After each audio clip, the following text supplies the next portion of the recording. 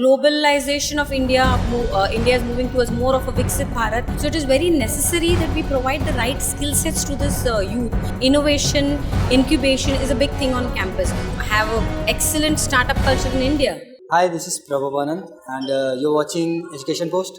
I am here at FWA Conclave 2024. With me here is Pallavi Chaudhary ma'am. Namaste. Welcome ma'am. Welcome.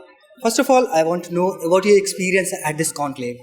So it is a really great conclave. Main reason being there are such thoughtful and insightful people from the industry as well as academia who come here.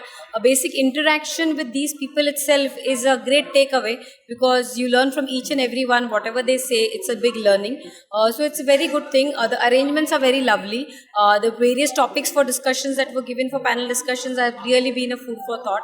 And I'm really grateful for FWA for arranging such a nice conclave. Thank you so much ma'am.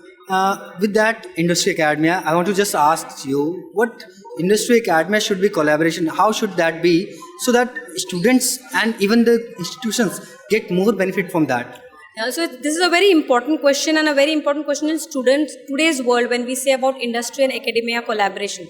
So earlier the only collaboration probably happened between industry and academia was internships, and that too used to be a very short period internships, so probably 1 month, 2 months or 3 months. But now that India is moving towards a more globalization of India, India is moving towards more of a Viksit Bharat, and we have the most robust young population in India. So it is very necessary that we provide the right skill sets to this youth, so that employability, entrepreneurship and startup culture in India is developed very well. And that's why I think industry academia collaborations today should go beyond internships alone. So there are a lot of things that can be done in terms of faculty upskilling. So faculties and facilitators at the institutes and universities can go back to the industry, and industry can invite them and teach them a lot of things which are happening today, which the teachers can go back to the classrooms and connect with today's youth.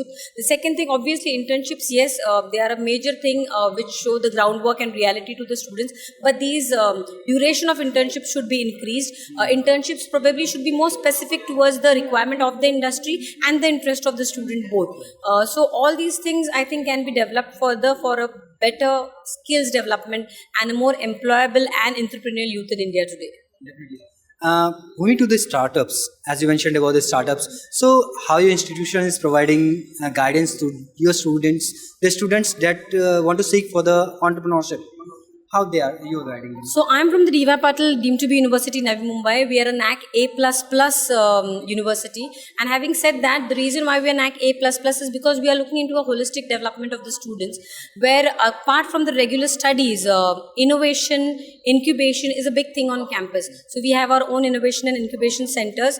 Every school has their individual centers, as well as the university level there are innovation and incubation centers. So we give students the right kind of a platform where they can come across with their ideas. We fund them, we help the industry fund it together with the industry, and these can be in fact the innovative ideas can move on to the incubation cell, and tomorrow that can be changed into a startup. I think every university in India should have an innovation and incubation center which will lead the youth to come forward with their own ideas and have an excellent startup culture in India. Definitely, and it will help the Indian economy a lot. Of course, I mean, we are a booming economy. We are soon going to be taking over the major economies of the world, and that's a very nice period that we are in currently. And that's why the youth of today has to be given the right push by the institutions, by the industry to take things forward. Thank you. Thank you, ma'am. My last question will be like, what should be according to you, what should be the outcome of this conclave?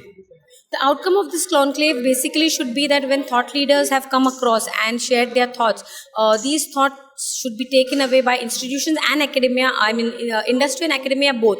I mean, industry should look into more ways of engaging with the institutions, and institutions on their part should be more holistic in terms of not restricting things only to the classroom levels, but reaching out to the industry.